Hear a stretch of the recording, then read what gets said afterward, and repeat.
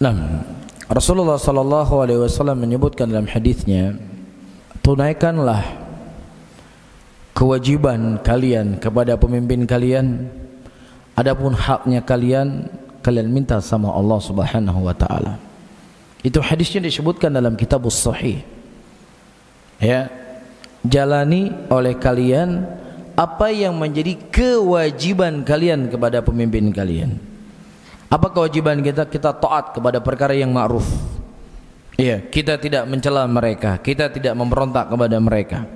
Adapun hak kita yang dia tidak berikan kepada kita, maka caranya bukan dengan demonstrasi.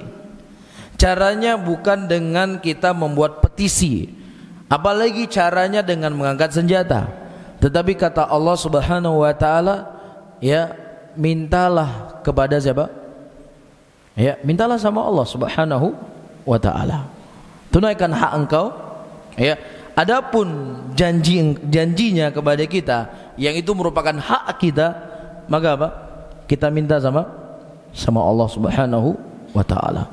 Dan ini yang terjadi, ayyuhal ikhwah rahimani wa rahimakumullah, di zaman para sahabat Rasulullah sallallahu alaihi wasallam, yang mana seorang pemimpin tugasnya dia adalah menjalankan syariat, kan begitu?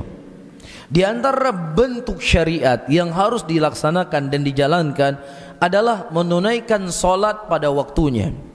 Karena ini merupakan bagian syariat Islam yang sangat agung, yang lebih mulia dibandingkan cuman perkara dunia. Pokoknya nanti kalau saya terpilih jadi presiden, saya akan buat jalan tol seluruh Indonesia. Ya. Kalau seandainya saya jadi presiden, nanti saya akan makmurkan seluruh tempat yang ada di Indonesia ini. Saya akan gaji kalian yang tidak bekerja, misalkan.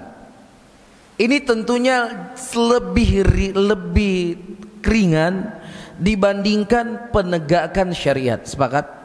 Sepakat ya? Penegakan syariat Islam yang paling agung adalah salat di awal waktu. Rasulullah sallallahu alaihi wasallam ditanya oleh para sahabatnya, "Ya Rasulullah, ayyul a'malil afdal?" Ya Rasulullah, apa salat yang paling afdal? Nabi sallallahu alaihi wasallam mengatakan, "As-salatu ala waqtiha." Salat di awal waktu. Dan Allah Subhanahu wa taala mengatakan, "Wailul lil musallin alladzina hum fi salatihim sahun." Celaka bagi orang-orang yang salat, yang mana dia itu lalai dari salatnya.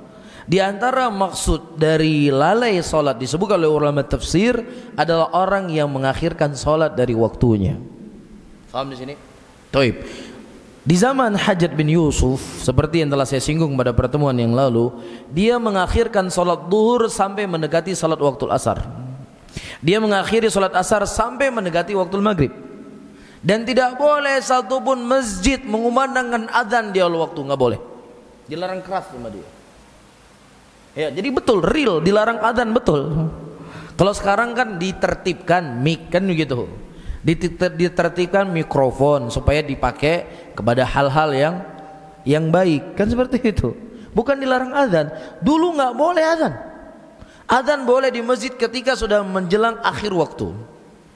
Nah, para ulama kita terdahulu yang mereka memiliki ghirah, kecintaan kepada agama, kecemburuan kepada agama, lebih cemburu dibandingkan kita. Apa yang mereka lakukan? Mereka bersabar. Mereka sholat wajib di rumah mereka.